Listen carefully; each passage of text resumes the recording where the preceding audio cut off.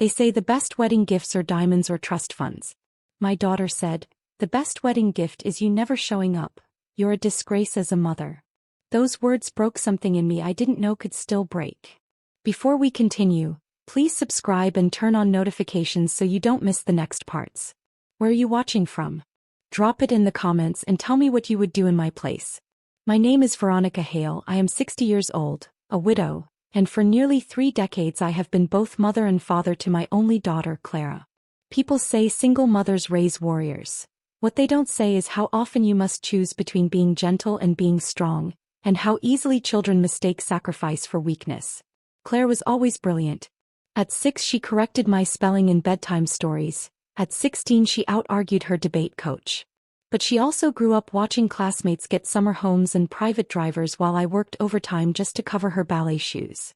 She hated standing out as the girl with the single mom, and I hated that she felt shame instead of pride. So I tried harder. Extra tutoring, brand-name dresses bought on layaway, vacations paid in installments I could barely breathe through. For years I thought we were a team. She'd say, "Someday, Mom, I'll make it up to you." I believed her. Now, on the eve of her wedding, I stood in the Ashcroft Country Club's gilded dining hall, the kind of place I used to dust in college just to afford textbooks. Chandeliers glittered above polished silverware. Her fiancé Ethan and his parents looked perfectly at home, like they'd been born in tailored suits and practiced smiles. I hovered over the seating chart, not to control but to help, just suggesting we move Grandma Margaret, hard of hearing, a little farther from the band. So she can actually enjoy the ceremony, I said with a smile. Clara's lips tightened. Mom, it's fine where it is. It's just what? Her voice sharpened. Every time. Every detail. You can't let anything be mine. I froze. Around us, waitstaff poured champagne, the planner ticked boxes. Ethan glanced at Clara nervously but said nothing. Sweetheart, I only thought. You always think, Clara cut me off, cheeks flushing. Think you know better. Think you're saving me from embarrassment. Do you know what's embarrassing? You. Her words landed like a slap, but quieter. People turned. Victoria Prescott, Ethan's mother, dabbed her lips with a linen napkin, watching like she'd been waiting for this. I whispered, Clara, not here. Let's talk outside. She leaned closer, eyes glittering with a rage I couldn't recognize. No, Mom. Here. In front of them. Because I am done apologizing for you. The air thickened, every sound in the room muffled. Even the chandelier's crystals seemed to still. And then came the sentence that will echo in me forever. If you really want to give me a wedding gift, then don't come tomorrow. The best gift is you never showing up. You're a disgrace as a mother. I drove home from the country club in silence, headlights cutting through the dark. My hands were steady on the wheel, but inside my chest something had cracked open. Clara's words replayed like broken glass tumbling in a dryer. Never show up, you're a disgrace. By the time I pulled into my modest driveway, the adrenaline had ebbed, leaving exhaustion in its place. I sat in the car for a long moment, staring at the front porch where I'd once tied balloons for Clara's 5th birthday, where I'd stood cheering when she passed her driving test, where I'd waved goodbye the morning she left for college. I unlocked the door and stepped inside. The house greeted me with the smell of lavender detergent and the sight of my carefully hung mother of the bride dress, still waiting on the laundry room door. Everything I had prepared, guest book with hand-painted cover, emergency kit stuffed with pins and bandages, hand-lettered signs, was laid out neatly as though mocking me. I poured myself tea but left it untouched. Instead, I walked straight to the oak filing cabinet in the corner of the dining room. It had been my father's. He taught me that paper remembers what people forget. The drawer stuck as always. I pulled harder and with a groan it gave way, revealing decades of records. Tuition bills, bank transfers, property deeds. I carried stack after stack to the kitchen table until it was buried. My life, my sacrifices reduced to black ink and carbon copies. Memories wove themselves between the documents. Private school tuition so Clara wouldn't be teased for living in the wrong district. I remembered writing checks late at night, then waking at dawn to work overtime. College applications. I'd paid for coaches to polish her essays, tutors to raise her SAT score. Northridge University tuition, $180,000 across 4 years. And when the scholarships covered only a fraction, I quietly liquidated a savings bond my father had set aside. Law school. A mountain of invoices I paid by draining my retirement account. I could still feel the hollow in my chest the day I signed the withdrawal slip, convincing myself it was an investment.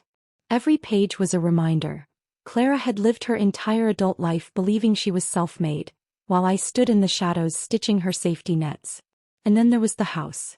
The colonial on Juniper Lane. My father's house. Legally mine. I had let Clara and Ethan move in as if it were theirs, biting my tongue every time they said, "We're finally homeowners." I thought, let them believe it, it's only a matter of time before I gift the deed anyway. But tonight, after being told I was an embarrassment, a thought I never expected entered my mind. What if I don't? I sat in the kitchen, documents spread around me like puzzle pieces. Outside, the neighborhood was quiet, but inside my head, memories clashed. Clara at 10 slamming her door and shouting, "You don't understand rich families, Mom." Clara at 18, rolling her eyes at my old car when I dropped her at prom. Clara at 25, introducing me to Ethan's parents with a voice too bright, as if apologizing for my very existence. And now Clara at 30, "Don't come. You're a disgrace." By midnight I stopped crying. Something colder had settled into me, resolve. I pulled out my laptop and typed an email to Mr. Fallon, my father's attorney. Subject: Immediate matter, Juniper Lane. Dear Jonathan, we need to discuss a property sale. Urgent. Please call me first thing tomorrow. Veronica Hale. Next, I opened every wedding contract. My name was on all of them: venue, catering, flowers, music. Clara had allowed Ethan's family to believe they were paying, but the truth was etched in signatures. Mine. Clause after clause gave me the power to cancel. It would cost money, but money I was willing to lose if it bought me freedom. At 2 a.m. my phone buzzed. 17 missed calls, most from Clara. Messages cascaded across the screen. "Mom, where are you? Planner needs you. You're being ridiculous, call me back." "Fine, be that way. Just be at the venue tomorrow." Not a single word of apology. I turned the phone face down. As dawn crept through the curtains, I made myself toast I couldn't eat. I looked again at the blue silk dress, the one I'd saved for, the one meant to carry me down the aisle behind my daughter. I whispered to the empty kitchen, "You wanted me gone. Maybe it's time I give you exactly what you asked for." And with that, I began to plan, not for Clara's perfect wedding, but for my own disappearance from her script.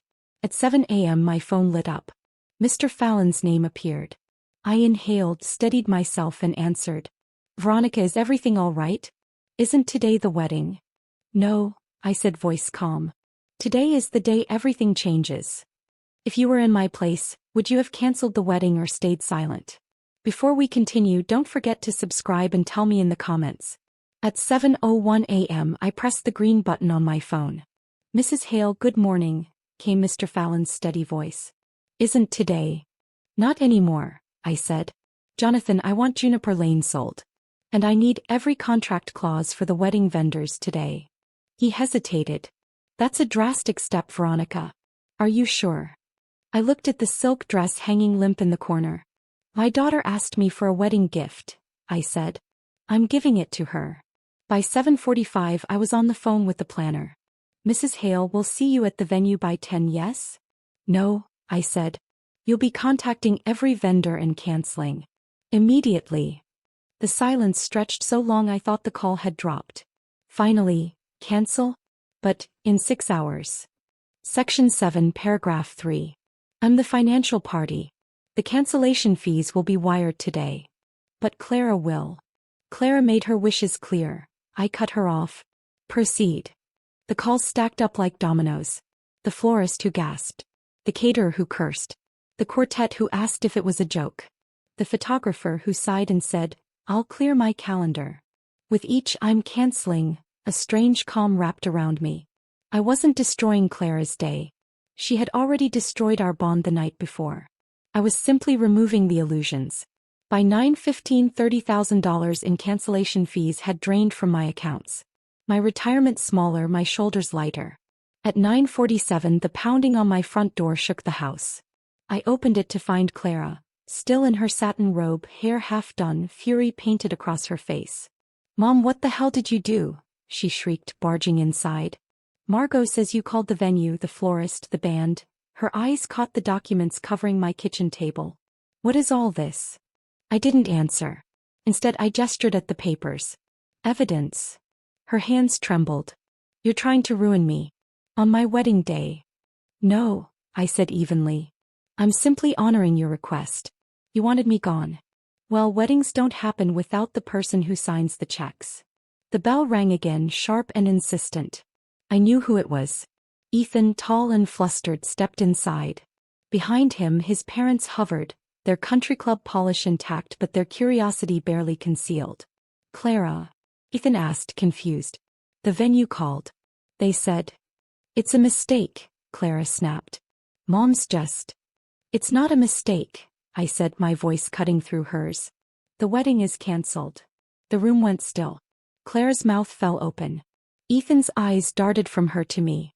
His parents exchanged glances that blended embarrassment and suspicion. Why? Ethan's mother asked finally. Because sometimes, I said softly, the greatest gift a mother can give is absence. Clara lunged for her phone.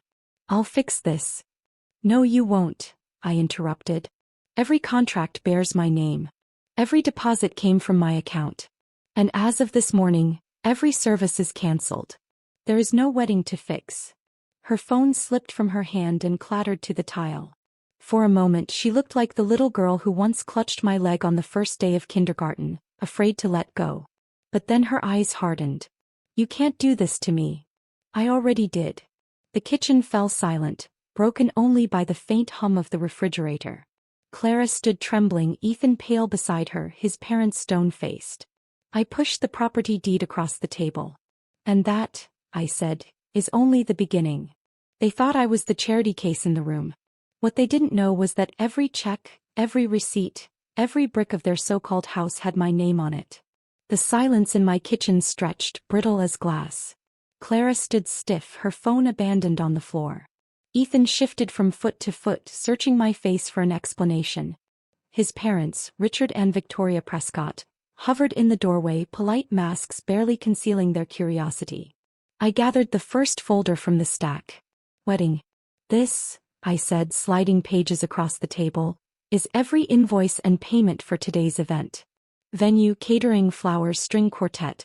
$79,000 in change. All signed, all paid by me. Victoria leaned closer, her manicured finger tracing the totals. Her lips tightened.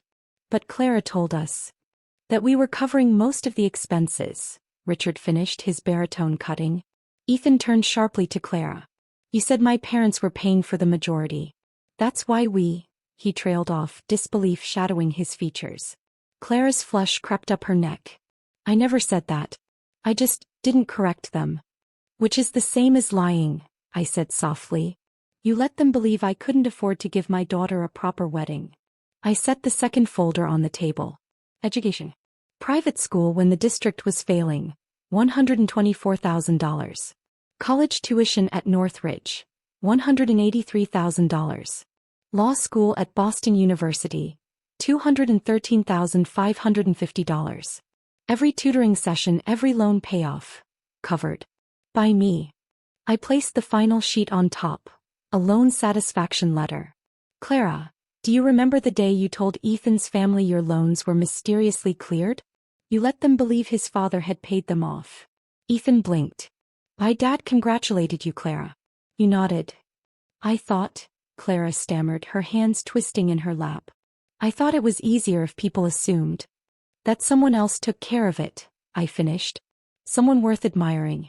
Not your single mother who worked 2 jobs. Ethan's father leaned back in his chair, eyes narrowing at Clara. So you built your future on your mother's back, then let us think it was ours. Clara's lips parted, but no words came. I pulled out the last folder, the one that mattered most. I laid the deed flat on the table. And here, I said, my voice steady, is the house you and Ethan have been living in. Juniper Lane. Please read the owner's name. Ethan frowned, leaning down. Then his eyes widened. Veronica Hale. He looked up, confused. Your mother's name. Not yours. Clara snatched the paper, scanning it like her gaze might rewrite the ink. This must be old. It was supposed to be Supposed to be yours as a wedding gift, I corrected. But legally it has always been mine. And as of yesterday I began the process of selling it. The words detonated in the room. Clara's face drained of color. Ethan staggered back like the ground beneath him had tilted. Richard and Victoria exchanged sharp glances, silent verdicts written across their expressions. You're selling our house? Clara's voice cracked. You can't just. I can, I said. And I have. You have until tomorrow to gather your belongings. The room pulsed with silence, broken only by the tick of the kitchen clock. For the first time in years my daughter looked small, not because I diminished her, but because the scaffolding of lies she'd built had finally collapsed. I placed my hands flat on the table. You told me I was a disgrace. You asked for the gift of my absence. I'm giving it to you. Along with the truth you've been running from. Ethan turned to Clara, his voice low, trembling with shock. Clara, how much of our life has been a lie? They thought I'd crawl back, apologize, and let the wedding go on. Instead, I showed them what freedom looks like.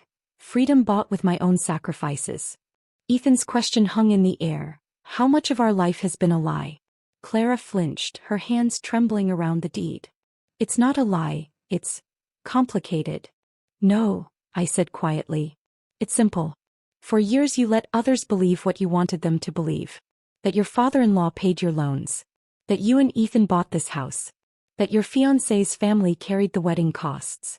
Lies wrapped in silence. I opened a smaller folder and slid out a single sheet. The signed agreement of sale. The house is sold, I said. Closing is Monday. Half of the proceeds will fund my new beginning.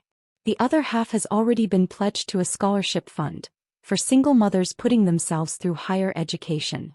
Clara's head snapped up. You're giving away my inheritance? No, I met her gaze. I'm reclaiming my L. Her tears ceased. Ethan's father. I smiled, a brittle thing. Excessive as spending 30 years working myself raw to be dismissed as an embarrassment. Today is not excess. It is correction. Victoria, arms crossed, tilted her chin. You've certainly made your point. No, I said, folding the contract neatly. I've made my choice. There's a difference. Clara reached for me then, desperation in her touch. Where will you go? You can't just leave. I pulled my hand free. Surely I can. I've always dreamed of living near the ocean. Tomorrow I'll be driving south to the Carolina coast. A small cottage, quiet mornings, the sound of waves instead of arguments. You're abandoning me, she whispered.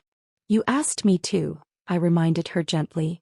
And for the first time in your life I'm giving you exactly what you wanted. Ethan stood, running both hands through his hair. His face looked pale, haunted. Clara, I don't even know who you are anymore. Her voice cracked. You can't leave me too. Not today. I don't know what else to do, he said, eyes fixed on the floor. Everything I thought I knew about us, it's gone. Victoria finally rose, her voice smooth but sharp. Come, Richard. We have guests to notify. Clearly this spectacle is over. They moved toward the door, Ethan following reluctantly.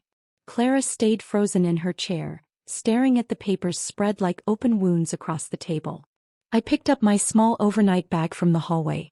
You have until 5 tomorrow to collect your things from Juniper Lane. Anything left will be donated. Clara's head snapped up, eyes wild. Mom, please don't. I already have. I walked to the doorway, pausing once to look back.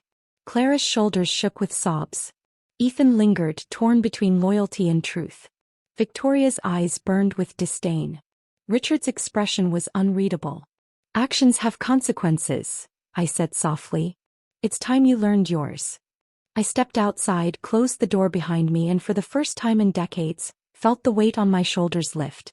Sunday morning dawned with a clarity I hadn't felt in years. The storm inside me had passed. My bag was packed, my car full of only what mattered.